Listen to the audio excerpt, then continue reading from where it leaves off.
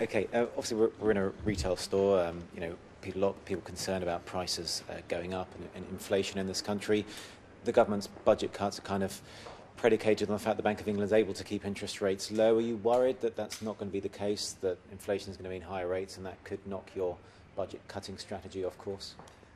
No, at the moment the Bank of England, I think, are showing a very helpful understanding of the wider economic picture and the way they interpret it. And of course they're independent, we're not trying to push them one way or the other.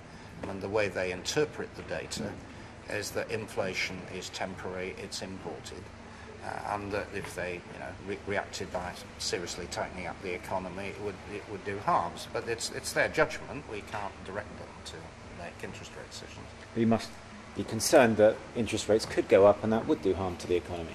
No, we've got to live with what the Bank of England decide, but there's a very clear majority, and the Governor of the Bank of England's made his own views very clear. But inflation clearly is an issue, and what's happening is that because of rising commodity prices primarily, people's living standards are being squeezed, and it clearly is a problem. It's why in the budget the Chancellor made those decisions to help motorists with cutting the price of duty and helping to lift low earners out of tax to provide some relief. The Independent Commission on Banking is due to release its interim report. How radical a change to the banking industry are you hoping for, are you expecting? Well, I haven't seen the report, and it would be foolish for me to comment on it without seeing it. But the mandate of the Commission was very clear. They were there to look at the structure of banks, including the issue of retail and investment banking operations, and whether they should be separated in some way, as well as competition issues.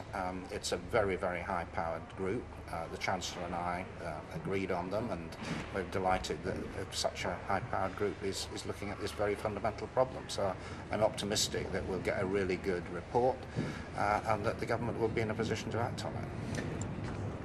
Are the banks worried enough? I mean, do you think they ought to be more worried about what can come out of this? I mean, it could be some sweeping changes here, costing them a lot of money. Well, I think the banks have got to remember that they are ultimately underwritten by the taxpayer, because we have this continuing problem of banks that are too big to fail, and that problem has got to be addressed. Portugal obviously is in the news a lot now. Concerns, I think Moody's saying it might be downgrading on the back of that kind of perhaps British support for the UK banks. It might be downgrading British banks. There might be more concerns about who comes next and the domino effect that we're seeing in the debt crisis. What specific concerns do you have going forward about? Well, I think the one big lesson is that we're not the next domino.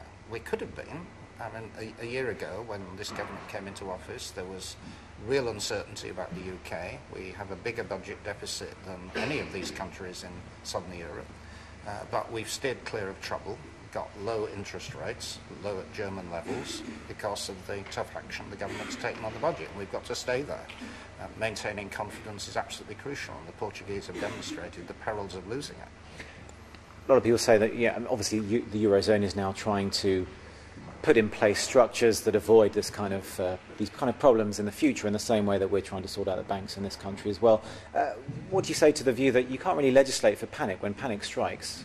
You can't prepare for that. No, you can't legislate for panic and sentiment. What I think Keynes called the animal spirits of entrepreneurs and markets. No, we can't legislate for that. But I mean, there are some obvious common sense things governments have to do. If we run our economy on sound basis, sound finance, make sure that we're cutting our deficit. I think those are things that the public understand here and the markets understand internationally. Just one final question. It was on banks. It will be a quick one.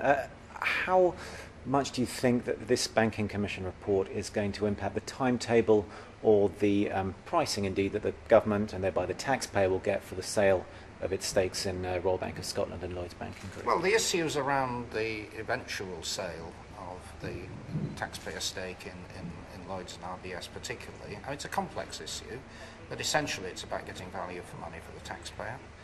But there are other considerations, like competition in the banking industry and the structure of banks. They've all got to be weighed as well.